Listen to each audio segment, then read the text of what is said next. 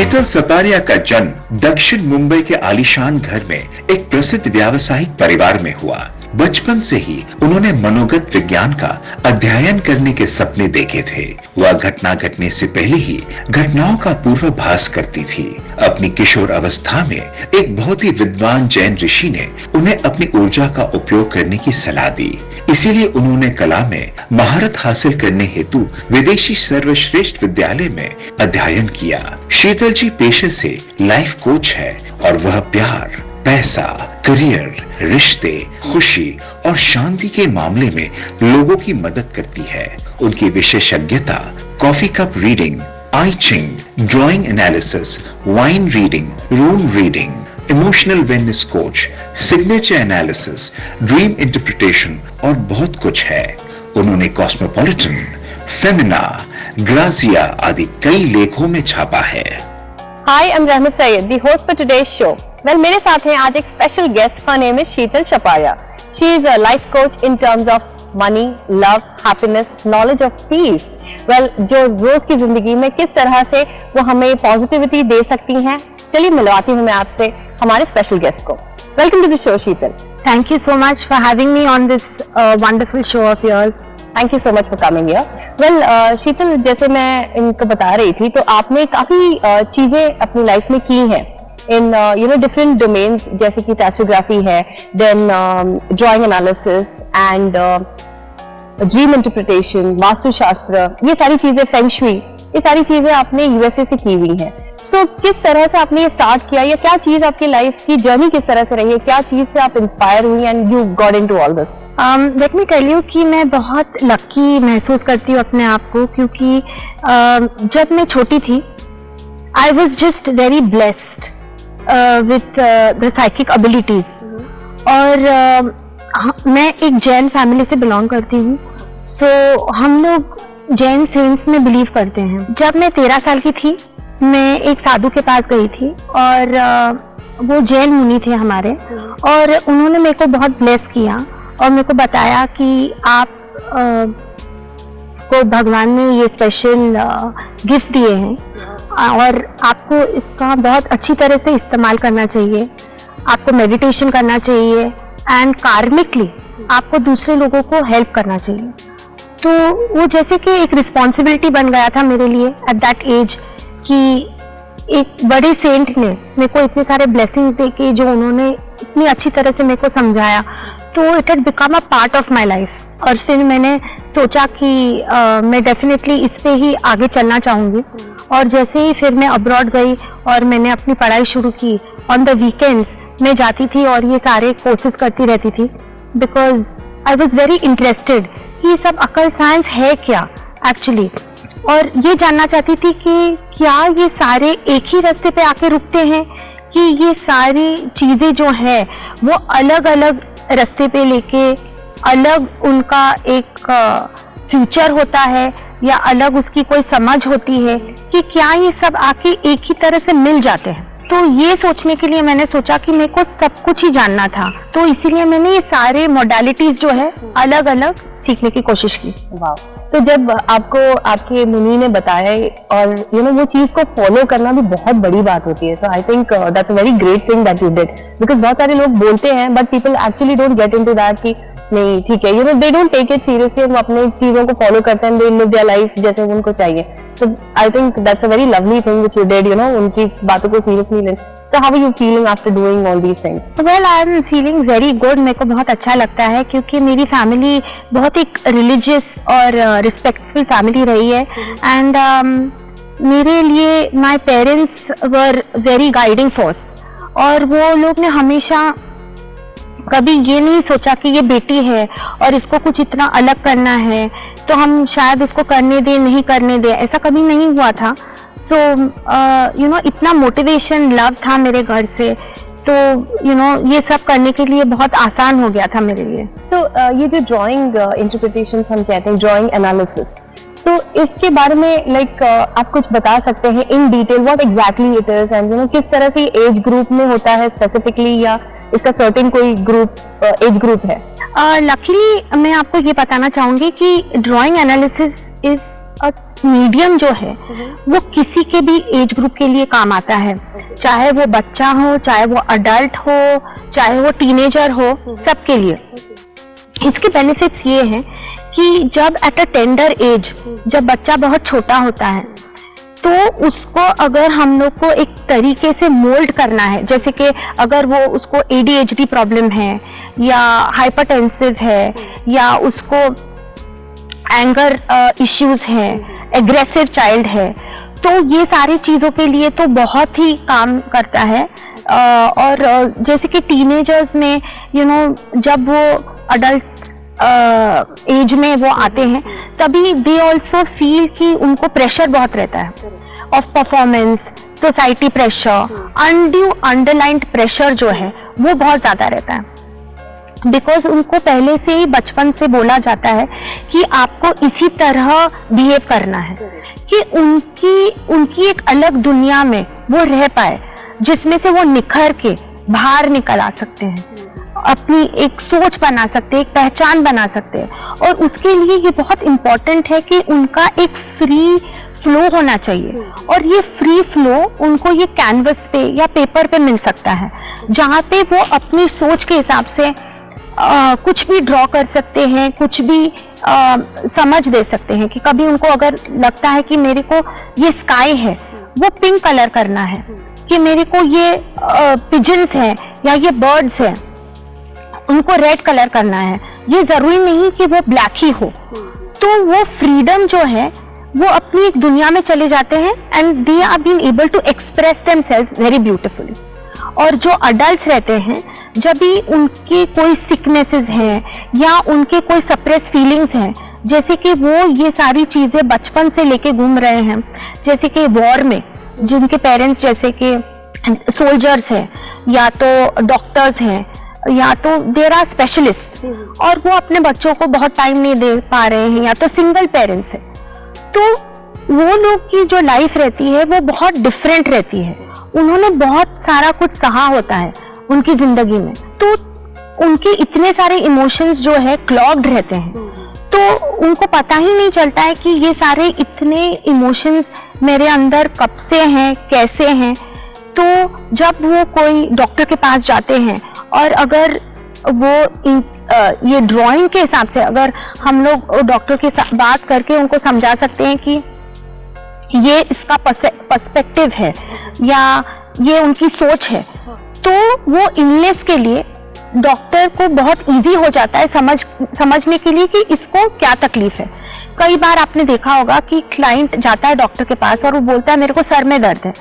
पर जाए कि सारे उनके एक्सरेज नॉर्मल आते हैं, सारे मेडिकल रिपोर्ट्स नॉर्मल आते हैं,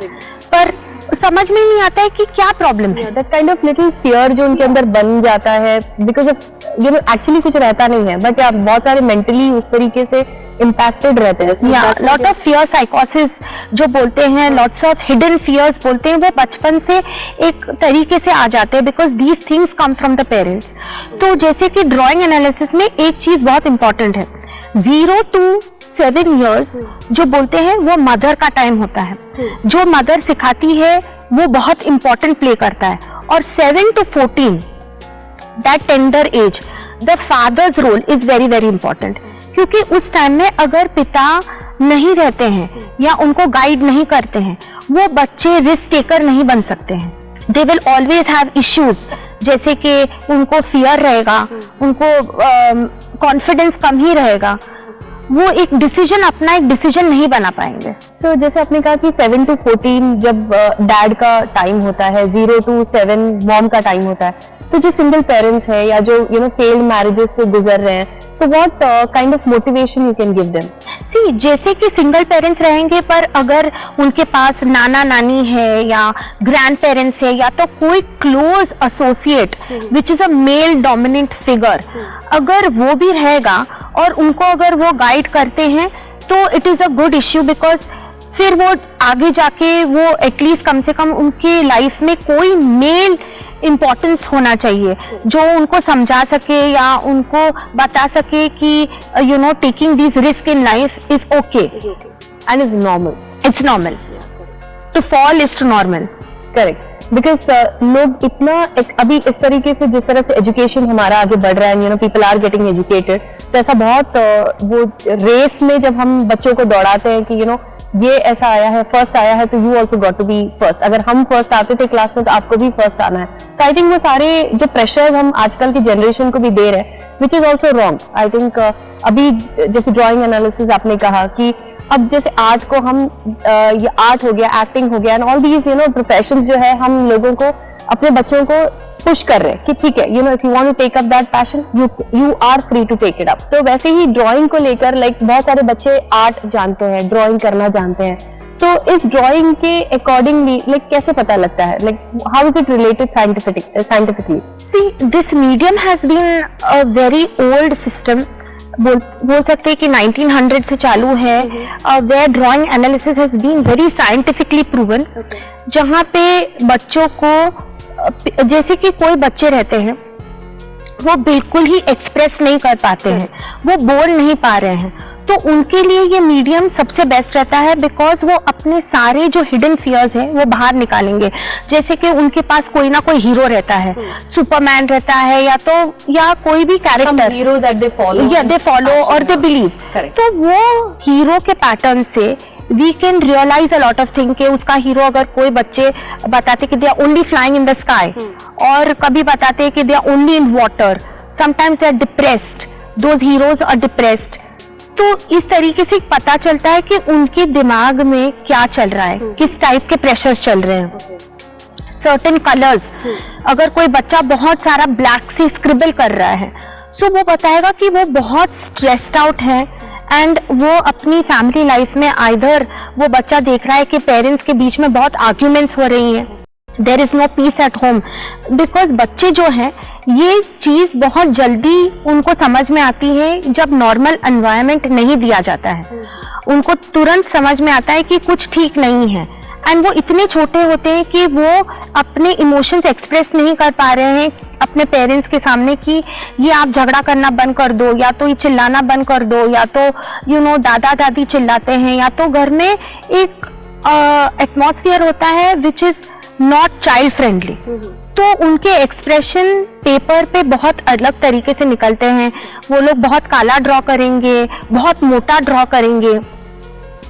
पर इस तरीके से क्या होता है जब उनका एक्सप्रेशन एक बाहर निकल जाता है तो एक गुस्सा या एक जरिया बताने के लिए कि आई एम नॉट ओके वो बाहर निकल के आता है। वो बहुत इंपॉर्टेंट है एक बच्चे के लिए अपने इमोशंस बाहर दिखाने के लिए, so then they are more settled, और वो अपने आप को धीरे से दे कैन अंडरस्टैंड कि this is okay, that is very important for them to understand. इसमें यू नो इतना डीप चीजें होती हैं ड्राइंग से रिलेटेड, यू नो जहाँ पे ड्राइंग आपने बना दी है, उसके बेसिस पे आप लोग जिस तरह से इंटरप्रेट करते हैं, एनालाइज करते हैं, I think that's a very big thing. क्योंकि आजकल हम भी जब पेपर ले लेते हैं, like for example I am just generally asking you कि हम जब स्क्रिबल करते हैं, I don't want to draw anything, does that also mean something? या that just shows that you are very stressed at that point. जैसा कि हम लोग कभी भी एक पेपर लेके कोई पैटर्न ड्रॉ करता रहता है, मैंने कई बार देखा है कि कोई लोग एक पैटर्न फॉर्म करते हैं, वेव्स बनाते हैं या तो डॉल्स के फिगर्स बनाते ही रहेंगे, so these are some kind of patterns. तो दिस शोज कि तभी आप या तो बहुत स्ट्रेस्ड हो या तो आप कुछ नया सोचने का यू नो आइडियाज या नई सोच अपने दिमाग में आप लाने की कोशिश कर रहे हैं कि you are trying to break out of the normal rules. जैसे कि अगर आपको कोई नया बिजनेस चालू करना है या तो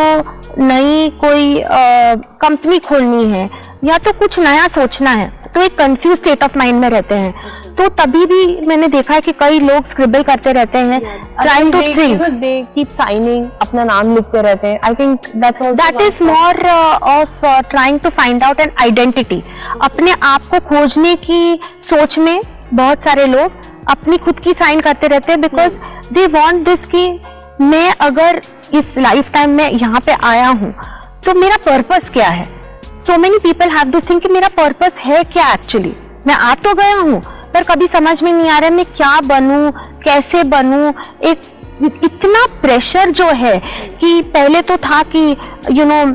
पेरेंट्स के बिजनेसेस रहते थे तो बच्चा बड़ा होके वो ही बिजनेस पे चलता था। अभी के टाइम में कैसे है कि साइंस में भी इतने सारे चॉइसेस है, इंजीनियर बनना है तो मैकेनिकल इंजीनियर बनना है, कि आपको नेविगेशन इंजीनियर बनना है, कि क्या बनना है, तो इतने सारे रोल्स जो हैं, so there are so many different things. तो उनके लिए वो हमेशा अपना जो बच्चा अपनी खुद की साइन करता रहता है, is trying to figure out कि मेरे को बेसिकली करना क्या है लाइफ में। That's also very deep thing what you shared with us. इसके अलावा जैसे आपने कहा कि ये कोई भी एज ग्रुप से ये नहीं है, कोई भी एज ग्रुप जो ड्राइंग करता है उसके बेसिस पे आप लोग बताते हैं। जैसे अगर कोई 60 इयर्स का फॉर एग्जांपल अगर है और वो ड्राइंग उन्होंने बनाया काफी डिस्टर्ब आपको लग रहा है, तो how do you help them at that kind of age? See at that kind of age, क्योंकि उनको समझ रहती है, देयर अंडरस्टैंडिंग लेवल जो है वो बहुत बढ़िया होता है। तो जैसे ही अगर वो कोई ड्रॉ करते हैं, पहली बात तो इसमें अच्छी बात ये है कि उनको ये नहीं पता होता है कि मैं वो ड्राइंग को कैसे इंटरप्रेट करने वाली हूँ, तो वो जो भी करेंगे वो रियल रहेगा उनके हिसाब से। जो उनके थॉट प्रोसेसेस है वो बहुत अच्छी तरह से वो पेपर पे निकाल के आ जाएंगे, और जैसे ही मैं वो पेपर देखूंगी मेरे को एक समझ में आएगा कि ये पैटर्न्स कब से है, बिकॉज इसमें एक सिस्टम है और वो ड्राइंग एनालिसिस को पढ़ने के लिए। जैसे कि जो भी पिक्चर्स अगर उन्होंने पेपर के लेफ्ट पे किए हैं, वो उनके सारी चीजें उनकी लाइफ में जो पहले हो चुकी है उससे कनेक्टेड है। जो इमेजेस पेपर के बीच के साइड में है वो बताएगी कि उनका प्रेजेंट, अभी का प्रेजेंट कैसा है, और राइट साइड में जो वो ड्रॉ करेंगे वो पता चलेगा कि वो फ्यूचरिस्टिक उनकी विशेस क्या है और वो क्या करना चाहते हैं। और अगर उनकी लाइफ में बहुत सारा डिस्टर्बेंस है तो मेरे को पता चलेगा कि वो कौन से एज ग्रुप से वो कैरी करके लेके आ रहे हैं। उनके जो सप्रेस इमोशंस हैं, क्या वो बचपन से हैं, क्या वो टीनेज के टाइम से आए हैं, क्या वो कोई उनके लाइफ में कोई ऐसा प्रॉब्लम या कोई ऐसा इंसिडेंस हो गया था उसके बाद उन्होंने वो डेवलप किए हैं। तो वो सारी बातें जब वो पेपर पे क्लियर हो जाती है और जब मैं उनको समझाने को वो क्लाइंट को बैठती हूँ, तो जब वो एक्सेप्ट कर लेते हैं, हाँ शायद मैं जैसे कि अगर मैं आपको एक एग्जांपल दूं, एक आर्मी ऑफिसर थे, तो उनके फादर एक आर्मी ऑफिसर थे और उन्होंने बचपन से अपने फादर को बहुत कम समय तक देखा था, और अचानक से एक दिन न्यूज आते the father is not there, कि वो नहीं है। वो न्यूज से वो इतना डिस्टर्ब हो जाते हैं कि एनी काइंड ऑफ वायलेंस, कि कोई भी फटाके की आवाज से भी वो डर जाते हैं। तो घर में सपोजिंग अगर लाइट भी आके चली गई या तो कोई यूटेंसिल्स या कोई चीज गिरने की आवाज से भी वो बहुत डरते थे। सडन बिकॉज कुछ भी सडन होने से उनको एंजाइटी होती थी। पर जब उनको पता नहीं था कि एंजाइटी क्यों होती है उनको, जैसे कि कहीं पे भी जाते अभी कुछ ना कुछ तो आवाज कहीं से आएगी, तो वो हमेशा एंजाइटी में रहते थे। और जब मैंने उनको समझाया तो उनकी पिक्चर के तरीके से जब मेरे को पता चला कि उन्होंने उनके फादर को जैसे उन्होंने डिपिक्ट किया था, which was in a symbol of a sun, sun basically represents the father in the drawing, तो वो शैडो में था। तो मेरे को तुरंत समझ में आया कि the father is no more and उनका सडन डेथ हुआ है। तो मैंने उनको समझाया कि आपको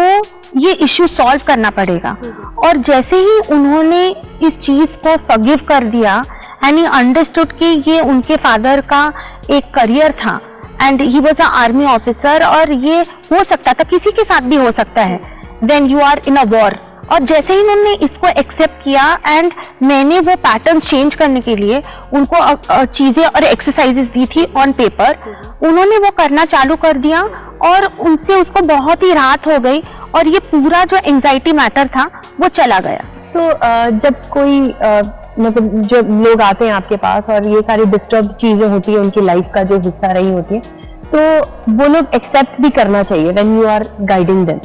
तो जो थोड़े से रेजिस्टेंट होते हैं, how do you help them? See इसमें क्या है, इट्स अ स्लो प्रोसेस। इसमें हम लोग कोई भी तरह का प्रेशर नहीं देना चाहते because they already are in too much of pressure.